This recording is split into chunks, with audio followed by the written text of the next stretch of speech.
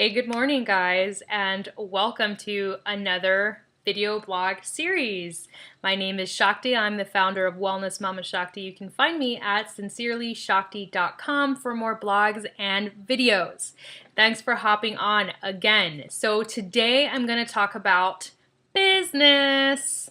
I love talking about business. Business has become my brand new love and baby, and so I'm all about talking about what really makes a solid business and what makes you a good candidate for whatever business you want to get into.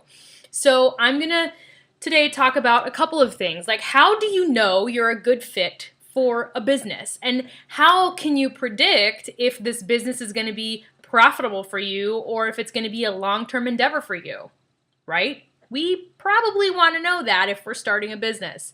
So today I'm going to share 3 questions that are super important for you to ask yourself to determine whether that will be your future or not. So here we go, diving right into the material. So first of all, I happen to be a coach. I love what I do as a coach. I focus around health and fitness. But really what I found coaching people is that it's more than just about health and fitness. We start talking about health and fitness because to me that's a very tangible way to start getting people changing their lives on a physical level.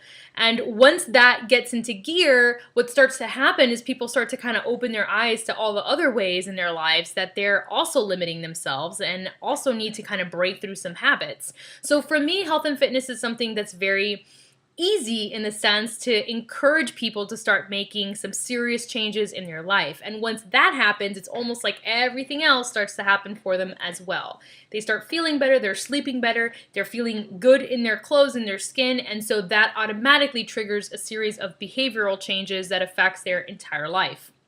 Right? So that's what I do as a coach.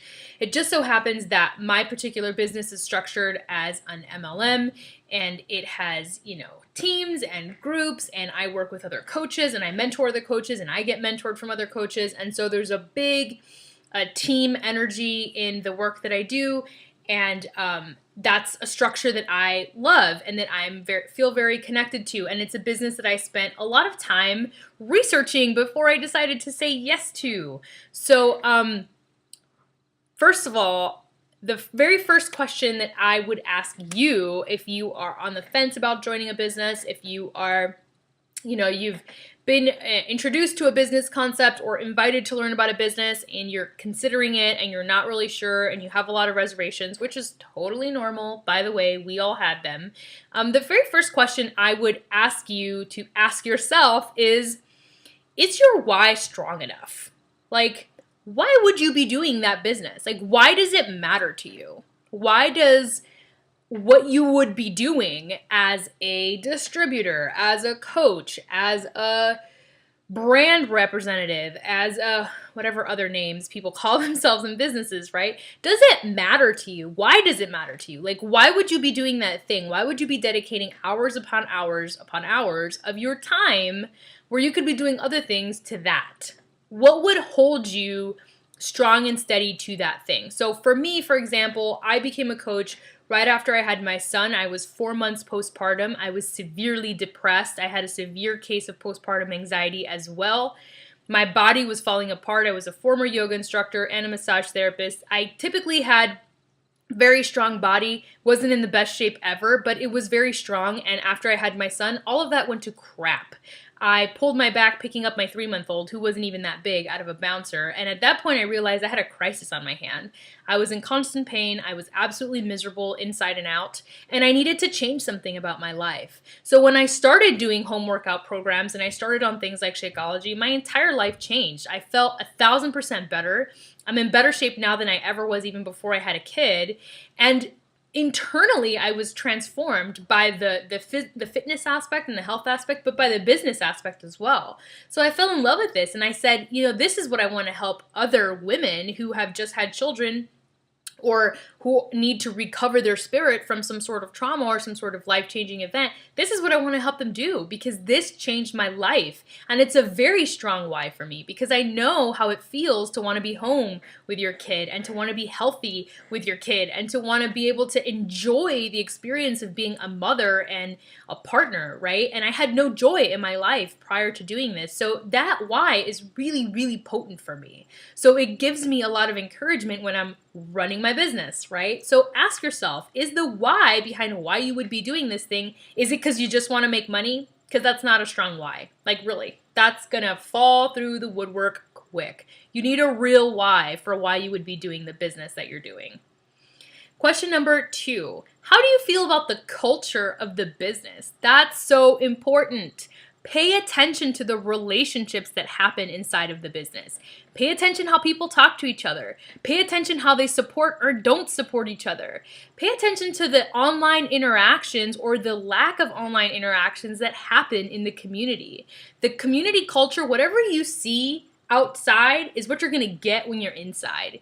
If you see outside from an outsider perspective that there's not a lot of support, there's not a lot of relationships being built, there's not a lot of encouragement, you're probably going to get that same thing once you're in the business, right? It doesn't change once you join the team, right? I get a lot of people who come to me from other organizations and they're like, man, I just joined and at first I thought it was going to be this way, and once I got in there, it wasn't. And I was like, well, did you ever see any evidence that it was going to be differently from observing their interactions? Not from what a sponsor might tell you, because unfortunately the integrity in these online businesses in particular sometimes are not the greatest. The people are just interested in building their teams and they don't really care who joins their team. So they're going to try and tell you whatever they need to get you on their team. But don't just go by what they tell you, go by what they show you. How do they treat the other people on their team? And do you see them recognizing them on a regular basis and building solid relationships? If you don't, probably a bad sign. If you don't like the culture, don't join the team, right? And question number 3, and this one is huge, you guys. And I'm going to put it to you this way. If you were going to go get married, if you were going to marry someone, or if you are married to someone, and you were marrying someone whose values did not align with yours, I can pretty much 100% guarantee that divorce is on the plate. Because value systems have to be in alignment in order for a marriage to work well. You can have all kind of different personality aspects, but if your values aren't shared, the marriage won't work. The same thing goes with a business. Before you join a business, before you start a business, ask yourself, do the values of this company as a whole align with my personal values as an individual? Is there a meeting of the minds? Is there an alignment of the stars between this company, this organization, or this business I want to start and my own internal guidance system? If the answer is yes, go for it. Success is waiting for you. If the answer is no, don't do it. Giant red flag. I don't care how many people you've seen have success in that particular business. If your personal ethics do not align with the business concept, you will not have the same success, right? The number one thing when you're entering a business and you're just beginning to learn it is you have to commit to it. You have to commit to the products. You have to commit to the service. Whatever it is, you have to commit to it. And if you can't back it because you don't believe in it, because you're not 100% aligned with it, success will not follow you, right? So back to the main 3 things. The first one is, what is your why? Why would you be doing this thing? And is it strong enough to keep you pushing when you start to struggle or when your business starts to fall through the cracks? Will it pull you through because it matters to you that much? Number 2, how do you feel about the culture? How do you feel about the relationships built inside of those teams, inside of those businesses, or with your business associates? Is it a culture that you can see yourself thriving in and wanting to be a part of or not? And number 4, do your values align with the, number 3, 4, do your values align with the values of the company? If it's a yes, go for it. If it's not, don't do it, because success won't follow that. You have to be 100% in alignment. Your values have to meet, meeting of the minds has to be there. That magic chemistry between what you strongly believe in and what the company strongly believes in has to be the same. That's it. All right. So if you guys are just starting your business venture and this really helped you get some clarity, please post below. I would love to hear your thoughts and comments about that. Once again, my name is Shakti. I'm the founder of Wellness Mama Shakti, and you can find me at sincerelyshakti.com. Have a great day, guys. Take care of yourselves and take care of each other.